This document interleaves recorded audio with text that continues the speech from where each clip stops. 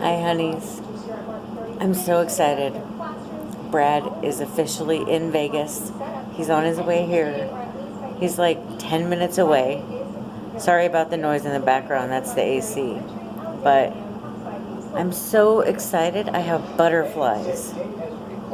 We've never been apart for 3 weeks before. We've never been apart for more than 3 days before. And it's really hard for me, you know. We've really had a hard time with this, being apart for so long. I mean, luckily I was with my mom the whole time, except for last night and this morning. But it's been really hard not having my love around. And I'm so excited. I get to see him again. I'm gonna take him to Black Bear Diner for dinner tonight. My mom took me there for the first time, my first night in Vegas, and I loved it. And I want to take him there for his first night in Vegas. I think he's gonna think it's the greatest place ever. So. Ah!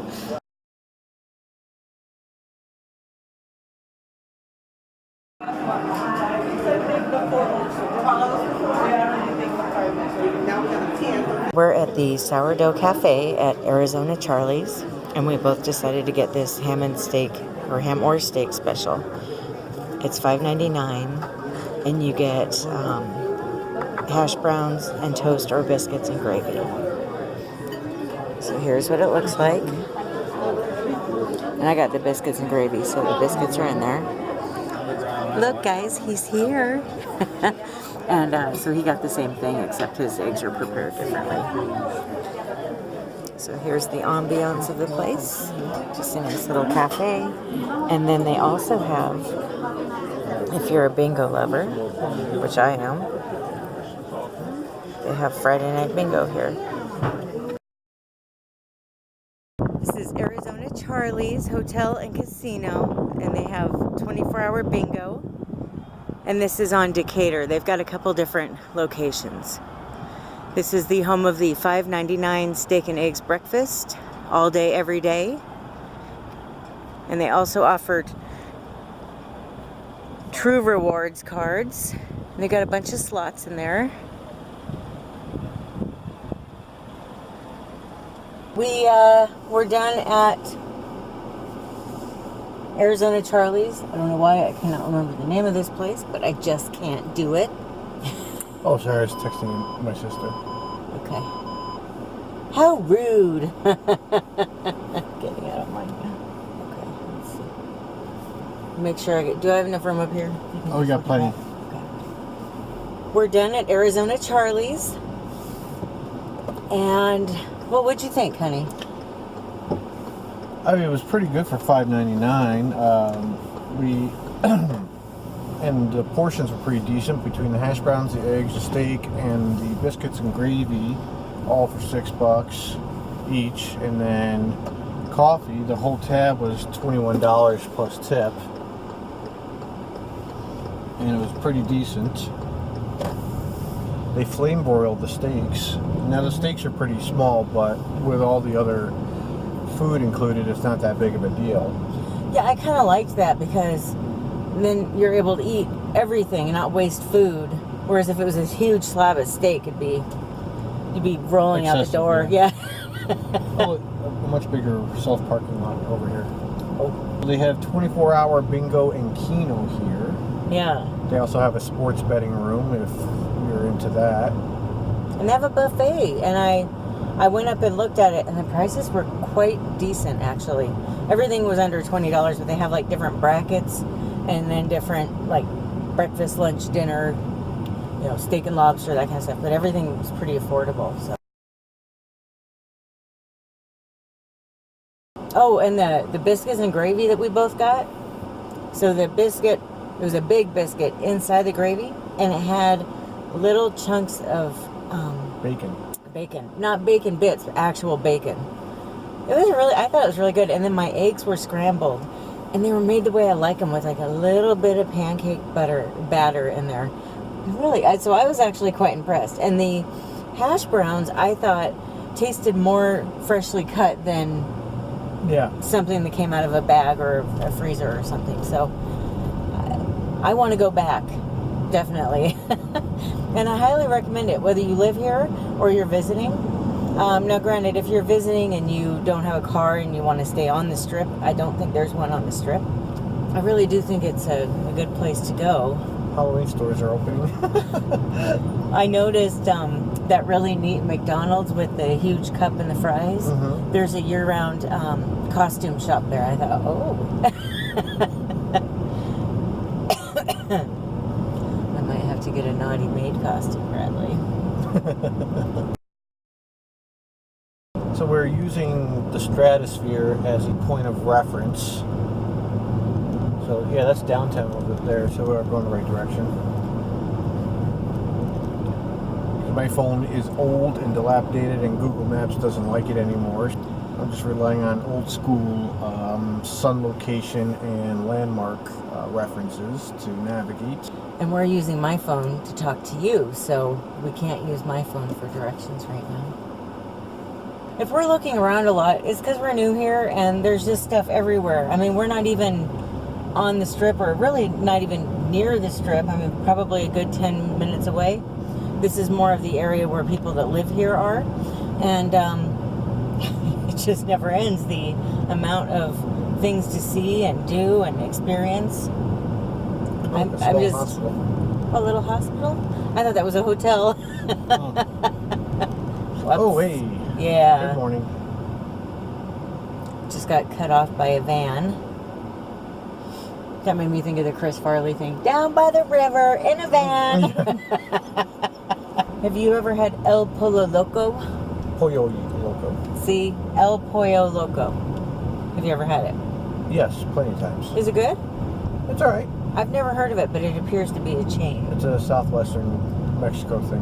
Oh. Yeah, it's pretty decent. Shiraz Restaurant. I feel like I've heard of that one too. So on the East Coast, pretty much the only fast food, Latin or Mexican food is Taco Bell. But That's it. one thing I loved about my previous residency in the Southwest was Del Taco, which is my preferred fast food, Mexican fast food. And I'm a Del Taco virgin. So, Brad will have to pop my cherry here soon.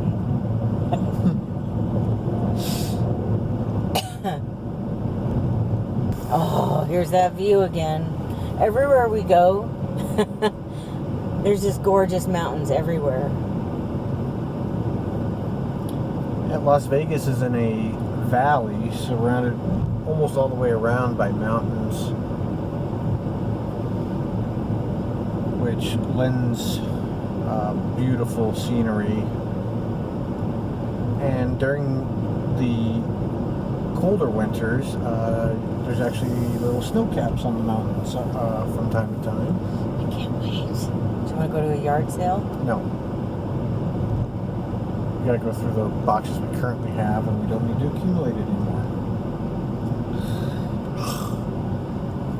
What if they have shelves for $4? No, Okay. I bet we got enough stuff right now. Okay. And one of the nice things that, at least this neighborhoods I've driven through thus far, all the schools look relatively new and very well kept. The playgrounds and fields and whatnot are absolutely beautiful, unlike the pseudo ghetto that I grew up in.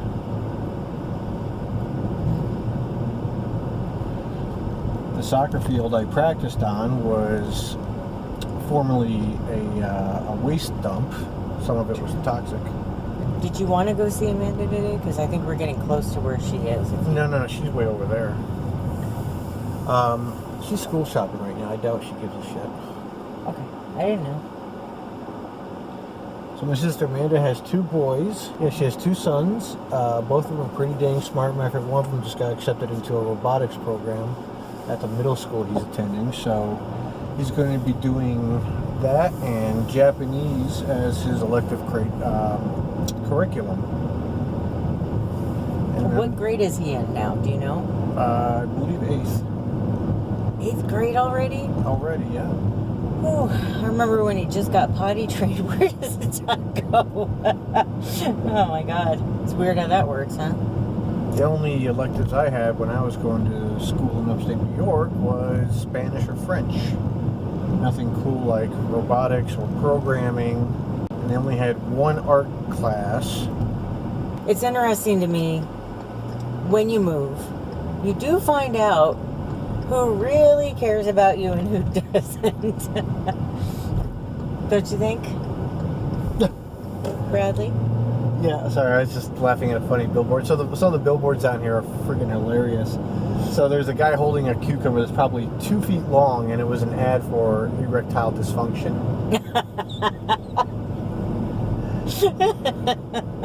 Okie doke. So back to your question. Sorry, I'm easily distracted.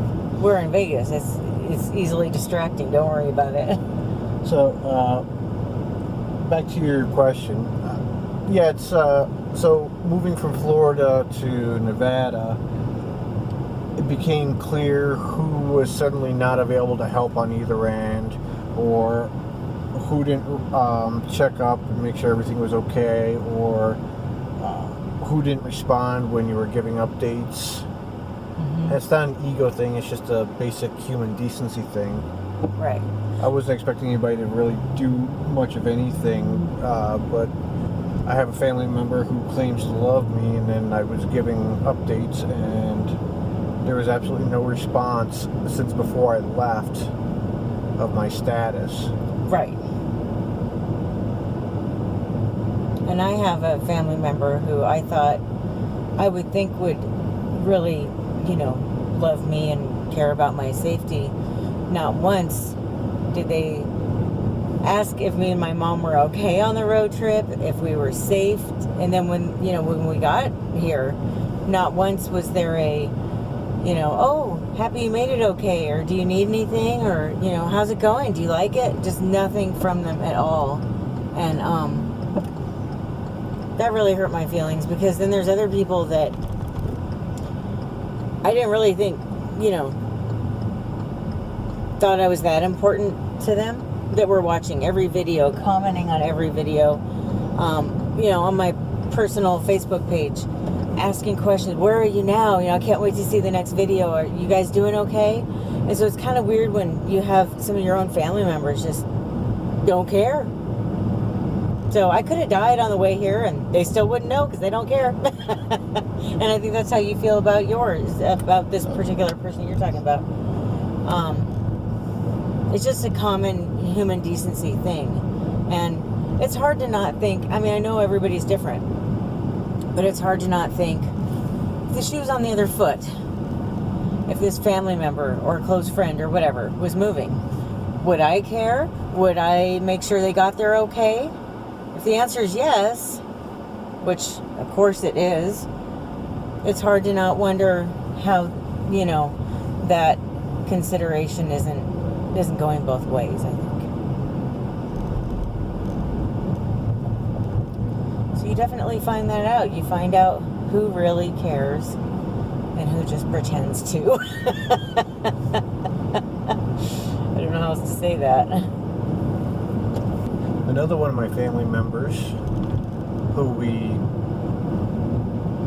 in a very light way, support financially, not detrimentally, but we do some stuff for them, knew that I moved and then was asking us to pick up some of their bills. And they were well aware that this move cost us pretty much everything we've saved up and most of what we've invested in the last year or so. And they were asking us to pick up multiple hundreds of dollars of bills. And as soon as they said no, that person felt that the conversation was over and suddenly had something else to do and hung up on me.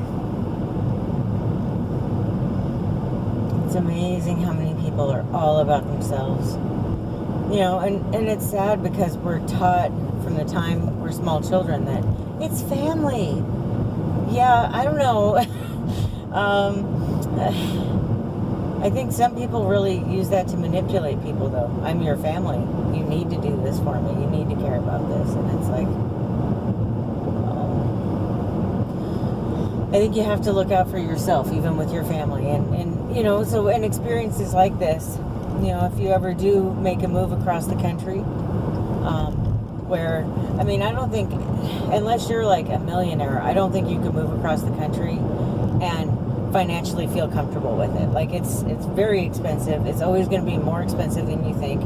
It's scary, I mean, because you're going somewhere unknown, without a place to live.